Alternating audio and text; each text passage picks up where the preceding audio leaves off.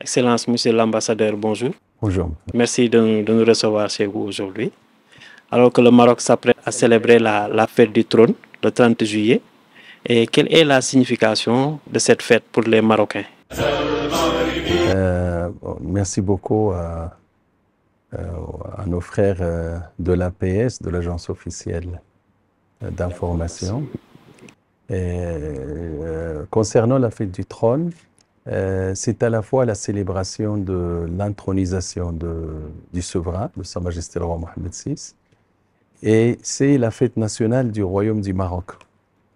Il a été institué en 1933 par le mouvement nationaliste marocain autour de feu Sa Majesté le roi Mohammed V. Elle visait à réaffirmer l'unité du peuple marocain autour du souverain et à s'opposer symboliquement au projet colonial du protectorat, en affirmant l'existence d'une nation unie et souveraine. La fête du trône incarne aussi pour les Marocains la profondeur du lien historique et affectif entre le trône et le peuple, ainsi que la continuité de l'État et la stabilité institutionnelle du pays. La fête du trône, c'est un moment fort de la vie nationale et qui est marqué principalement par le discours à la nation de Sa Majesté le roi Mohammed VI, que Dieu l'assiste, dans lequel le souverain dresse le bilan des réalisations et expose les grandes orientations de l'avenir. Un des temps les plus solennels de cette célébration est aussi la cérémonie d'allégeance, durant laquelle les représentants de toutes les régions du royaume renouvellent leur serment de fidélité au souverain, conformément à la tradition musulmane. Cette année, la fête du trône revêt un éclat particulier, puisqu'il coïncide avec le 26e anniversaire de l'intronisation de Sa Majesté le roi Mohammed VI, que Dieu le glorifie, une occasion de réaffirmer l'attachement du peuple marocain aux valeurs de stabilité, de progrès et de modernité portées par le règne du souverain. Justement, Excellence, 26 ans après son accession au trône, le roi Mohammed VI, sous son impulsion, a installé durablement le Maroc sur la voie de la modernité, dans le sillage des actions de son père, Hassan II. Quels sont les ressorts et les stratégies qui ont été mis en avant pour atteindre cet objectif? En effet, vous avez raison de le souligner. Depuis son intronisation en 1999, Sa Majesté le roi a engagé le Maroc dans une profonde dynamique de transformation, conciliant stabilité politique, progrès économique et justice sociale. L'un des premiers jalons de ce règne fut la conciliation ou la réconciliation nationale, scellée à travers l'instance équité et réconciliation, qui a permis de tourner une page du passé dans un esprit de vérité, de reconnaissance et d'apaisement. Sur le plan social aussi, on peut mentionner les réformes de fond qui ont été entreprises, notamment en faveur de la condition de la femme, à travers le statut de la femme réformé, à travers aussi la réforme, le statut de la famille, mais aussi dans la lutte de tout le Maroc contre la vulnérabilité et l'exclusion sociale, et aussi contre la précarité, notamment dans les régions lointaines et dans les périphéries des grandes villes. Ces engagements ont été portés par une vision globale du développement humain, économique et territorial, déclinée d'abord en stratégie sectorielle, ambitieuses dans les domaines de l'éducation, de la santé, de l'agriculture, de l'énergie, de l'industrie ou encore du numérique. La politique des grands chantiers a également marqué le règne de Sa Majesté le Roi. Je citerai le programme autoroutier national, les lignes ferroviaires à grande vitesse, les ports, les barrages, les villes nouvelles, autant d'infrastructures structurantes qui ont contribué à renforcer la compétitivité du royaume et à réduire les disparités spatiales et territoriales. Sur le plan diplomatique aussi, je voudrais souligner que Sa Majesté le Roi a opéré un tournant stratégique en orientant absolument, résolument et absolument le Maroc vers sa profondeur africaine. Cet engagement royal s'est concrétisé par une cinquantaine de visites d'État en Afrique subsaharienne et aussi par la signature de plus de 1000 accords de coopération dans des domaines variés, affirmant ainsi le rôle du Maroc en tant qu'acteur de coopération sud-sud et partenaire crédible du développement africain. J'ajouterai que l'ensemble de cette trajectoire a été conduit avec méthode, dans un esprit de continuité et de modernité, selon ce que l'on qualifie aujourd'hui ce que les observateurs qualifient aujourd'hui de style Mohammed VI. Un style fondé sur la rigueur, le pragmatisme, l'écoute et le souci constant de l'efficacité au service des citoyens dans l'ensemble du pays. Excellence, la question du Sahara marocain a jalonné jusque-là le règne du roi Mohammed VI.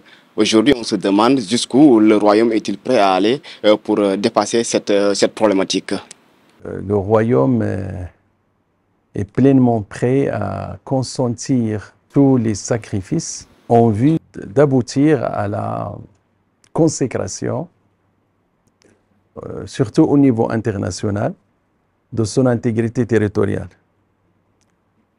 J'insiste sur le terme consécration, car le royaume exerce déjà sa souveraineté sur son Sahara depuis 1975. Le Sahara marocain et les Marocains, et comme on dit au Maroc à l'unanimité, que le Sahara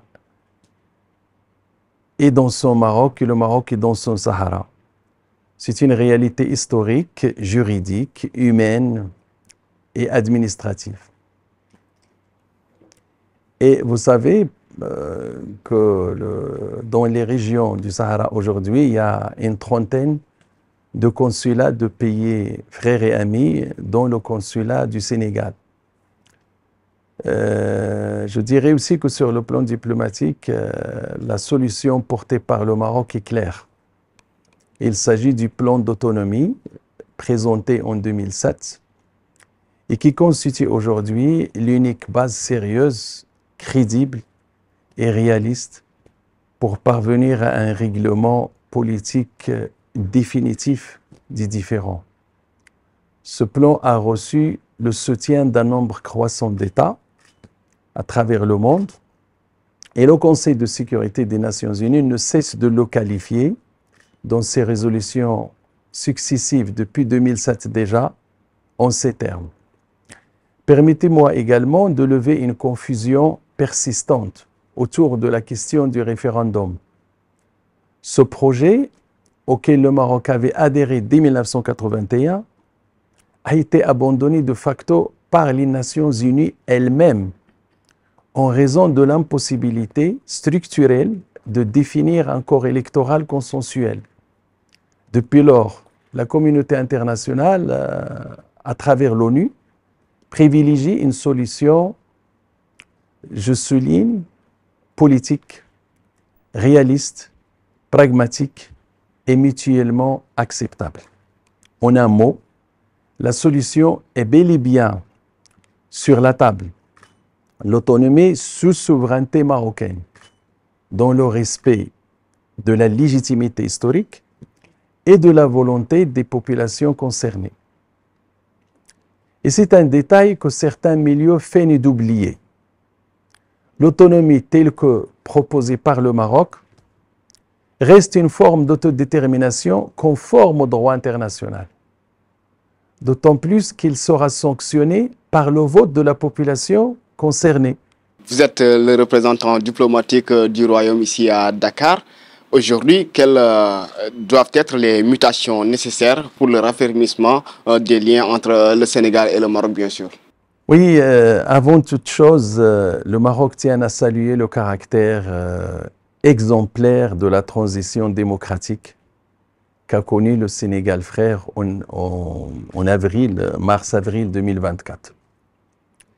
Fidèle à son attachement indéfectible à la souveraineté des États et au libre choix des peuples, le Royaume s'est réjoui du bon déroulement d'un processus électoral, salué du reste par l'ensemble des acteurs politiques sénégalais et par la communauté internationale entière.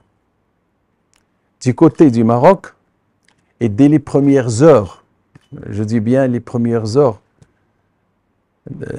c'est-à-dire suivant les élections, Sa Majesté le roi Mohammed VI, que Dieu l'assiste, a répondu à l'aimable invitation des nouvelles autorités sénégalaises en dépêchant une forte délégation de haut niveau à la cérémonie d'investiture de Son Excellence le président Bassirou Diomaye Diakhar Faye.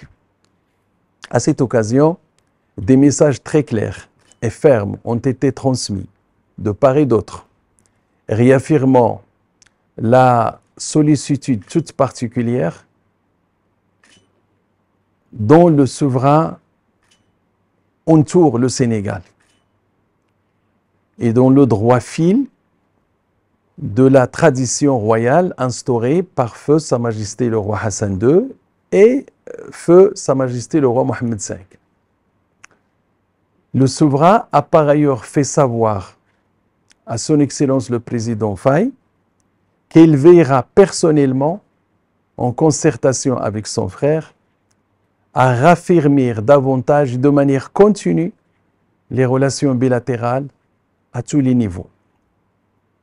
Et les plus hautes autorités sénégalaises, au premier rang desquelles le président de la République, le Premier ministre et le président de l'Assemblée nationale, ont exprimé de leur côté leur attachement profond et sans équivoque aux relations exceptionnelles avec le Royaume du Maroc, ainsi que leur volonté d'insuffler une nouvelle dynamique tournée vers l'avenir.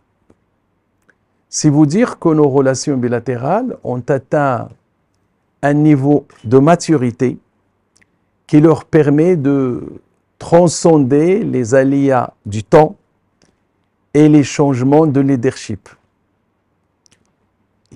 Ils sont bâtis d'abord, après le legs historique que nous partageons, ils sont bâtis sur la confiance, la solidarité et le respect mutuel, nourris d'un contenu concret, mutuellement bénéfique et résolument orienté vers l'avenir. Cela dit, comme dans toute relation vivante, il convient d'entretenir les acquis, mais aussi d'innover lorsque c'est nécessaire et d'ouvrir de nouvelles perspectives. C'est précisément l'ambition portée aujourd'hui par les deux parties, le Maroc et le Sénégal. Et la prochaine session de la commission mixte maroco-sénégalaise scellera cette nouvelle dynamique de coopération renforcée et renouvelée. Excellence, on va un peu évoluer et parler un peu de la question de l'immigration. On sait que beaucoup de compatriotes sénégalais échouent au Maroc dans leur tentative de rallier l'Europe. D'autres également utilisent le Maroc comme pays de passage pour éventuellement rallier également le continent européen. Aujourd'hui, quel est le niveau de collaboration entre le Royaume du Maroc et le Sénégal pour résoudre cette question? Je crois qu'il faut d'abord souligner, comme on dit, l'autre moitié pleine du verre. Il y a beaucoup de Sénégalais qui réussissent au Maroc, qui se sont installés durablement au Maroc. Mais j'ai bien compris le sens de votre question. Il s'agit effectivement d'un dossier complexe, à la fois sensible sur le plan humanitaire et exigeant sur le plan managérial. Pour bien en comprendre les contours, il convient de rappeler quelques éléments fondamentaux. D'abord, le Maroc est à la fois un pays de transit et d'accueil, et de plus en plus destination finale pour les migrants. À ce titre, le Maroc fait face à des pressions migratoires multiformes, tout en ayant fait le choix souverain et assumé d'adopter une politique migratoire humaine, inclusive, fondée sur les droits et, dans tous les cas, veillant sur la dignité humaine des migrants. Nos frères, les ressortissants sénégalais, en tant que frères et sœurs d'un pays ami et allié, bénéficient d'une entrée libre au Maroc, vous le savez, sans aucune contrainte administrative particulière. Bien sûr, sur le champ, sur le terrain, il y a la réglementation administrative que j'invite nos frères et sœurs à respecter, surtout en ce qui concerne la régularisation de leur séjour. Et comme vous le savez, au-delà de 3 mois, avant d'atteindre les 3 mois, il faut que le résident non régulier renouvelle ses documents et les régularise. Et quand il dépasse, donc, il ouvre la porte à d'autres démarches un peu plus compliquées. Donc, j'en profite pour inviter nos frères et sœurs à respecter le délai des 3 mois, mais à s'y préparer avant la fin des 3 mois. Il n'en reste pas moins que le cadre de coopération que nous avons reste très favorable. Et c'est pourquoi vous allez voir que les frères et sœurs sénégalais sont pratiquement dans toutes les villes du royaume. Il faut souligner aussi de façon générale que le Maroc est le seul pays d'Afrique du Nord, et je dirais le seul pays au sud de la Méditerranée, jusqu'au Moyen-Orient. C'est le seul pays d'Afrique, au sud de la Méditerranée, comme je disais tantôt, à avoir procédé à des campagnes de régularisation massive de migrants issus du continent africain comme d'autres régions, parce que nous ne recevons pas que les frères venus d'Afrique, il y a aussi d'autres nationalités qui viennent au Maroc. Donc, et jusqu'ici, plus de 50 000 personnes ont ainsi pu bénéficier d'un statut légal leur garantissant l'accès aux services publics, à la santé, à l'éducation, à la formation, à l'emploi et tout ça. Et conformément à ces engagements internationaux et africains, le Maroc articule sa gestion du phénomène migratoire autour de deux piliers indissociables. Il y a la fermeté dans la lutte contre les réseaux de traite humaine et de trafic de tout genre, toutes les pratiques illicites, Il y a le deuxième pilier, le plus important, je dirais le plus humain, c'est la dignité dans le traitement des victimes de ces réseaux. Parce que c'est de ça qu'il s'agit. Notamment à travers l'accueil, l'assistance, le sauvetage en mer, et lorsqu'on nécessaire, le retour volontaire. Mais quand il s'agit de retour, généralement, c'est pris en charge par le budget de l'État marocain. Donc et avec le Sénégal, les choses se passent vraiment avec beaucoup de fluidité et de compréhension de part et d'autre. S'agissant plus précisément donc de nos frères, une coopération étroite existe déjà entre les autorités des deux pays, tant au niveau central qu'au niveau local, à travers les représentations diplomatiques et consulaires à Rabat, à Casablanca, à Dakhla, mais aussi ici à Dakar. Et à cela s'ajoute le travail fait par les services chargés de la sécurité, de la santé et de l'accompagnement social en général. Cette concertation exemplaire permet d'assurer une prise en charge coordonnée et respectueuse des droits des personnes concernées, tout en renforçant la lutte, comme je disais tantôt, contre les causes profondes de l'immigration irrégulière. Donc, pour conclure sur ce point, je dirais que le Maroc et le Sénégal font face à cette problématique dans un esprit de responsabilité partagée, de solidarité, d'efficacité et, j'ajouterais, de coordination étroite. Excellence, dans un autre sens, on voit également qu'il y a beaucoup d'étudiants marocains qui choisissent le Sénégal pour se former, notamment dans le domaine de la médecine.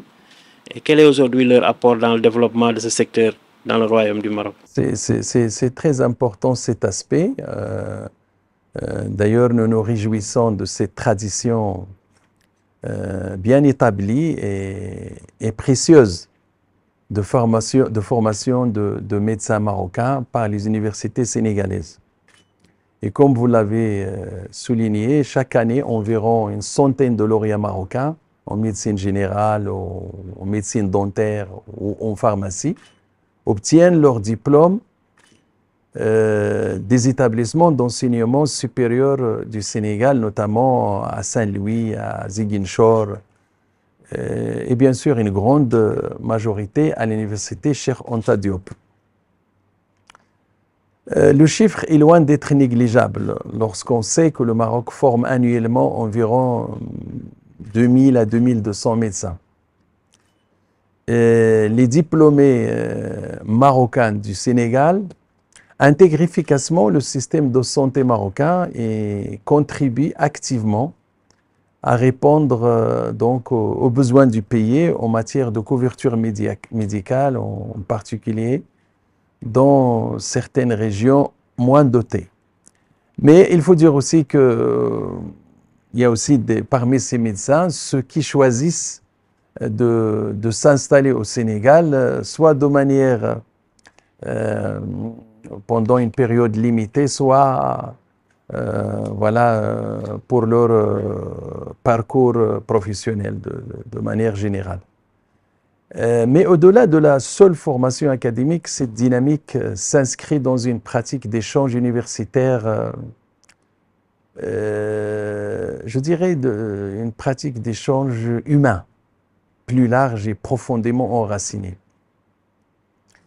Vous savez aussi qu'au côté marocain, le Maroc accueille lui aussi plusieurs milliers d'étudiants sénégalais dans les universités publiques comme privées, qu'ils soient boursiers ou non, et c'est sur tout le territoire national, donc de Tanger, d'Oujda jusqu'à Dakhla, en passant par Rabat, Casablanca, Marrakech, Agadir, les villes de l'Est, les villes de l'Ouest. Donc vraiment, la communauté estudiantine sénégalaise est est très très forte au Maroc.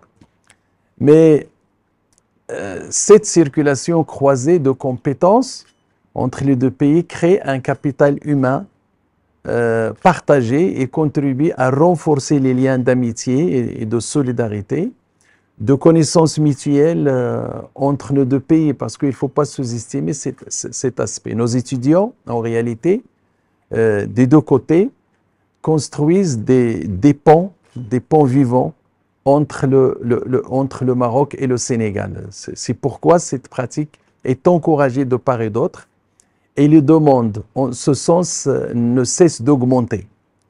Permettez-moi à ce titre d'adresser nos plus sincères remerciements aux administrations de l'enseignement supérieur des deux pays, ainsi qu'à l'Agence marocaine de coopération internationale, AMCI, qui ne ménage aucun effort pour assurer la continuité et la qualité, mais aussi le rayonnement de cette coopération universitaire exemplaire. Excellence, le Maroc et le Sénégal entretiennent des liens forts dans beaucoup de domaines, la religion notamment. Aujourd'hui, que faudrait-il faire pour tirer le plus d'avantages possible pour le développement socio-économique des deux pays? Vous avez évoqué une question je dirais, de base et de référence dans nos relations. Parce qu'au-delà des relations humaines que nous entretenons, on a cette spécificité d'entretenir une relation spirituelle très très importante.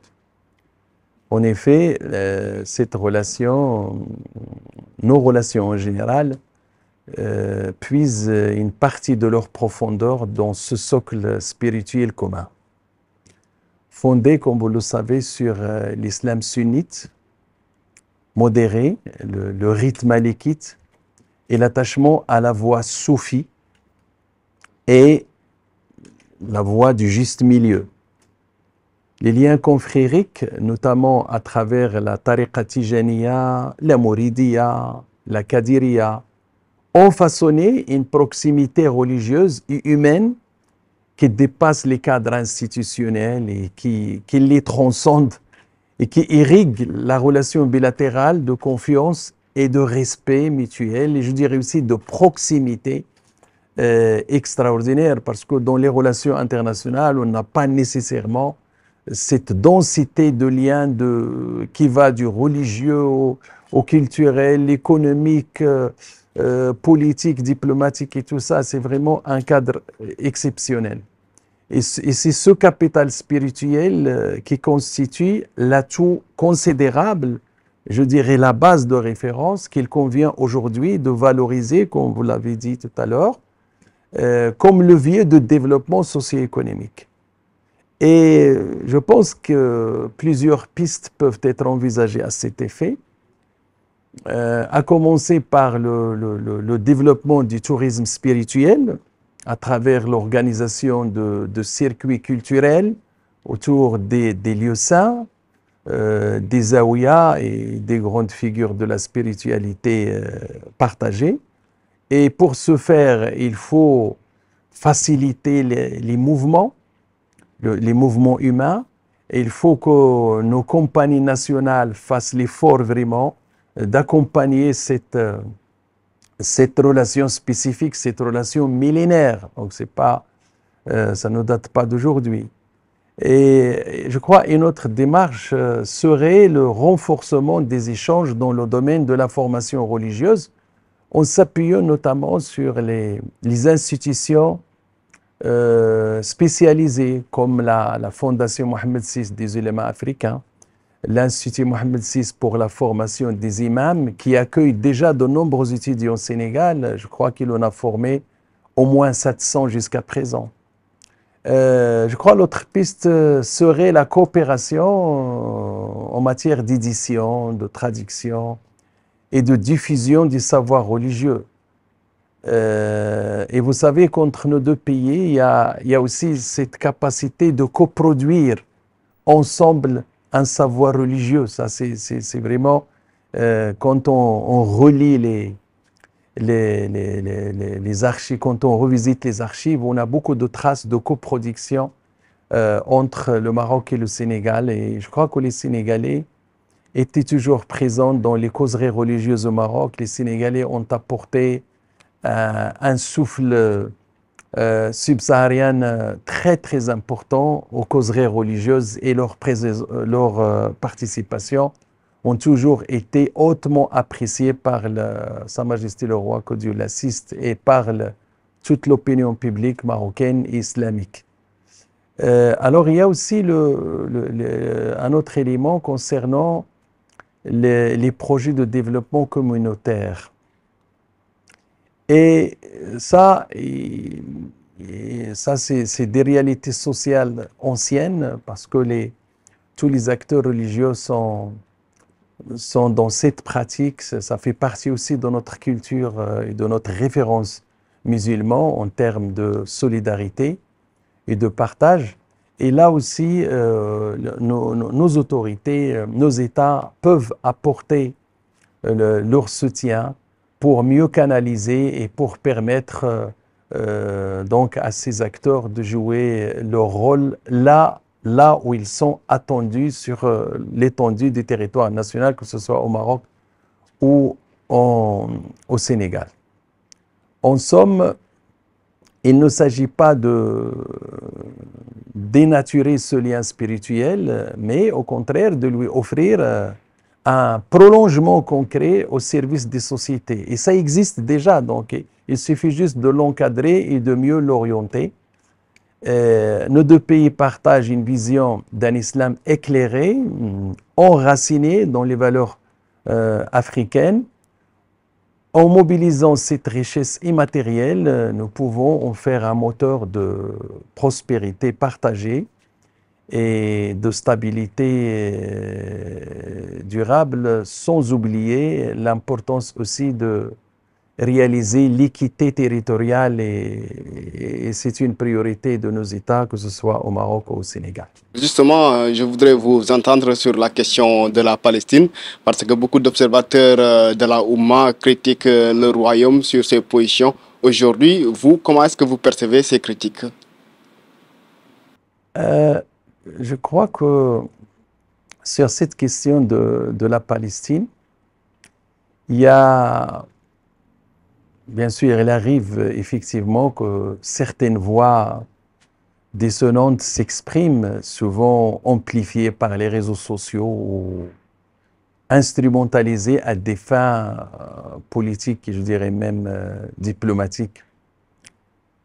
Ces critiques, parfois déconnectées des faits, entretiennent une sorte de confusion injustifiée. À ces voix, il conviendrait de rappeler quelques vérités irréfutables. Donc, ce n'est pas la langue du bois, mais je vais vous répondre avec des faits, faits mesurables. Donc, le Maroc est historiquement et spirituellement lié à la ville sainte d'Al-Quds et à la Palestine en général. Depuis la reconquête de Jérusalem, Al-Quds, par Salah ad-Din al-Ayyoubi, un quartier maghrébin et marocain, c'est son nom, le quartier marocain, y a été établi vers 1193 déjà, 1193, et porté jusqu'en 1967, la mémoire vivante de la présence marocaine dans la ville sainte. Et vous savez ce qui s'est passé en 1967 quand toutes ces bâtisses ont été incendiées. Ce quartier témoigne d'un enracinement ancien et profond des Marocains à Al-Quds. Ça, c'est le premier fait historique à rappeler. En août 1969, à la suite de l'incendie criminel de la mosquée Al-Aqsa, Feu le roi Hassan II à l'époque a convoqué à Rabat la première conférence islamique qui donnera naissance l'année suivante à ce qu'on a appelé à l'époque l'organisation de la conférence islamique aussi, qu'on appelle depuis l'organisation de la coopération islamique depuis, je crois, 2011. En 1974, donc vous voyez que l'OCI, c'est au Maroc qu'il a été créé et c'est à la demande du Maroc. En 1974, lors du sommet arabe de Rabat, le Maroc a accueilli la décision historique de reconnaître l'OLP comme représentant unique et légitime du peuple palestinien. Quand je dis il a accueilli, c'est le Maroc qui a invité les chefs d'État arabes à ce sommet, et c'est par l'entremise du Maroc que cette décision a été prise. Donc c'est là où l'OLP a commencé, c'est au Maroc. Puis en 1979, le royaume a été élu à la présidence du comité Al-Quds, qu'il continue. Donc, le comité Al-Quds, c'est le comité de l'OCI qui s'occupe de la question d'Al-Quds, c'est-à-dire de Jérusalem. Et le Maroc, depuis 1979, les rois du Maroc ont continué à présider ce comité. Ce comité agit concrètement à travers l'agence Beit Mal Al-Quds Al-Sharif, créée en 1998. Et dont plus de 75% du budget, 80%, est financé par le Maroc. L'agence met en œuvre des projets concrets à Jérusalem. C'est la restauration, les logements, le financement d'écoles, les aides sociales diverses, les campagnes de santé et plus récemment des actions humanitaires directes à Gaza. Donc le Maroc est présent, le Maroc dépense quotidiennement pour veiller sur le caractère identitaire d'Al-Quds et aussi pour assurer l'accès de toutes les religions monothéistes à ces lieux saints. Et quand je vous parle de ce que fait le Maroc, c'est au quotidien, c'est aujourd'hui, c'est hier, c'est demain. Donc il y a des équipes qui sont présentes sur place et qui agissent au quotidien avec la population. Et pour ces vacances maintenant d'été, nous allons recevoir comme à l'accoutumée des centaines de jeunes Palestiniens et on leur organise des colonies de vacances au Maroc. Donc le soutien ne s'est jamais limité au domaine institutionnel. C'est pourquoi j'ai voulu absolument, en répondant à votre question, donner ces faits exacts. Alors, il faut aussi rappeler que les forces armées royales ont combattu aux côtés des armées arabes, frères, lors des conflits de 67 et 73, au nom de la solidarité avec la Palestine et l'ensemble de la nation arabe et de la nation musulmane. Face à cela, le Maroc ne peut accepter ni surenchère, ni remise en cause de son engagement, qui se manifeste d'abord par des actes avant les paroles. Maintenant, sur le plan diplomatique, le Royaume continue d'appeler à un cessez-le-feu immédiat, à l'assistance humanitaire urgente, aux populations civiles et au retour à une solution politique négociée fondée sur la création d'un État palestinien indépendant avec Al-Quds, Jérusalem-Est pour capitale, vivant en paix côte à côte avec l'État d'Israël.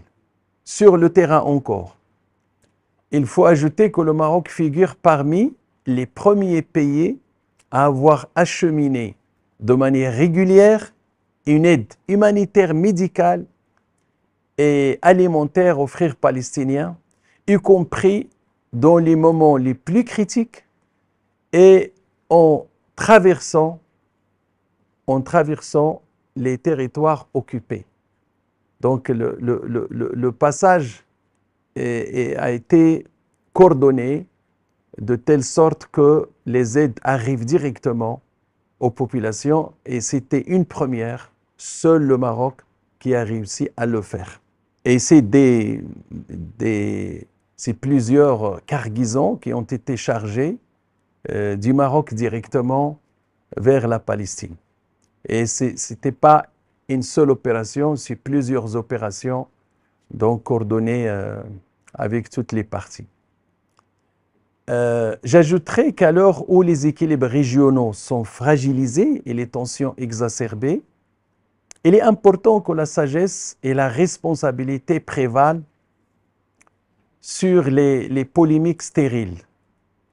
Je crois que nous avons besoin maintenant de l'action. Alors si on reste dans les polémiques stériles, on va le faire au détriment de l'action efficace et sereine. La cause palestinienne, comme vous le savez, mérite un engagement sincère, constant, structuré, tel que le Maroc l'incarne depuis toujours, dans la discrétion, la loyauté et surtout l'efficacité. Excellence, il est évoqué aujourd'hui l'idée de largage de vivres sur Gaza. Est-ce que le Royaume du Maroc pourrait être amené à y participer? Je ne sais pas si le Maroc a été sollicité pour y participer, mais ce que je sais, c'est que le Maroc, comme je le disais tantôt, avait réalisé des percées importantes en matière d'aide humanitaire et médicale, et de manière coordonnée avec toutes les parties. Et je crois que si le Maroc encore est sollicité par les frères palestiniens, il agira, il déterminera la manière par laquelle il va agir. Mais notre action, elle est continue, elle est sur le terrain tous les jours. Et la coopération, la coordination avec les frères palestiniens est continue. Rien que la semaine d'avant, il y a une forte délégation palestinienne qui a été reçue au Maroc. Donc, on est vraiment dans une, comme je vous disais tout à l'heure, dans une coopération la plus efficace que possible.